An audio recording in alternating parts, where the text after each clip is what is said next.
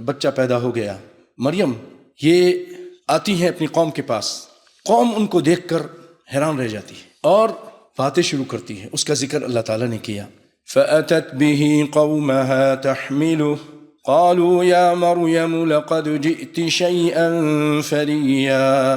اب جب مریم عیسیٰ علیہ السلام کو لے کر اپنی قوم کے پاس آئیں، سب کہنے لگے مریم تو نے بہت بری حرکت کی ہے، گندی خراب حرکت کی ہے۔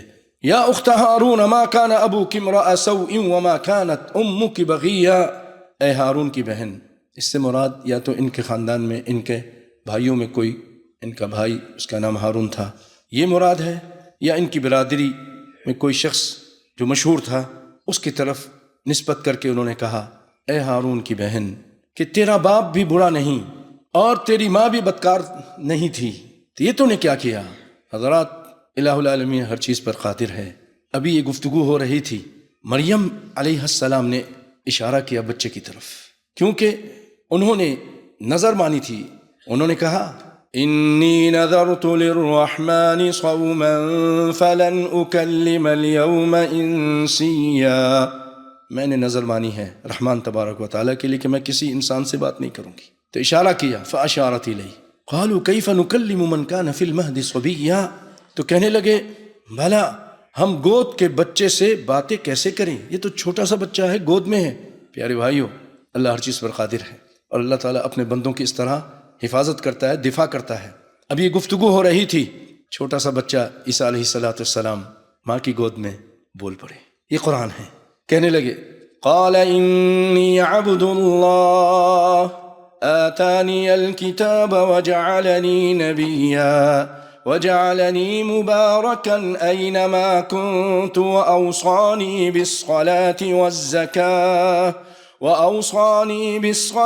والزكاة ما دمت حيا وبرا بوالدتي ولم يجعلني جبارا شقيا والسلام علي يوم ولدت ويوم أموت ويوم أبعث حيا۔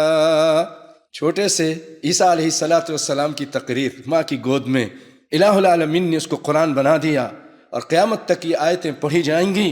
انہوں نے کہا میں اللہ کا بندہ ہوں۔ آپ اپنی زبان مبارک سے بعد میں آنے والے عیسائیوں کا جو غلط اور گندا عقیدہ ہے اس کا رد کر رہے ہیں۔ اللہ کا بیٹا نہیں، اللہ کا بندہ ہوں، اس کا غلام ہوں، عبد ہوں۔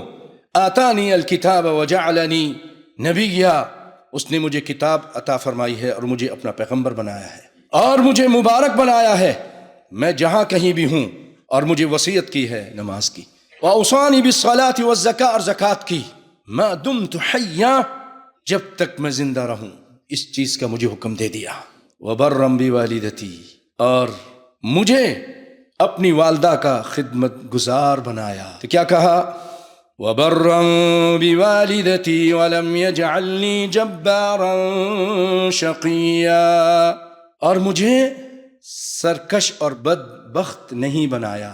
کیا مطلب؟ میں خدمت گزار ہوں اور جو خدمت نہیں کرتا وہ بدبخت ہے، سرکش ہے، اور مجھے اللہ نے وہ نہیں بنایا۔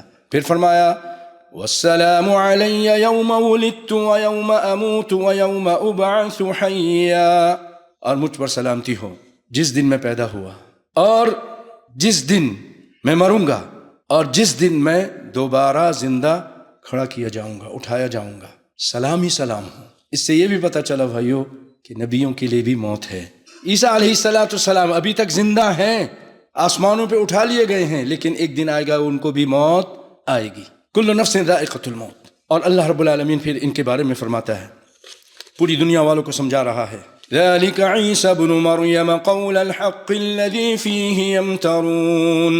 اللہ فرماتا ہے یہ ہے صحیح واقعہ، صحیح قصہ، صحیح بات، عیسیٰ بن مریم ان کا واقعہ ہے، یہ ان کی صحیح بات ہے، یہ جو بھی تمہارے سامنے بیان ہوا ہے کہ میں اللہ کا بندہ ہوں۔ قول الحق الذی فیہ یمترون، یہ وہ حق بات ہے جس میں لوگ شک و شبہ کرتے ہیں۔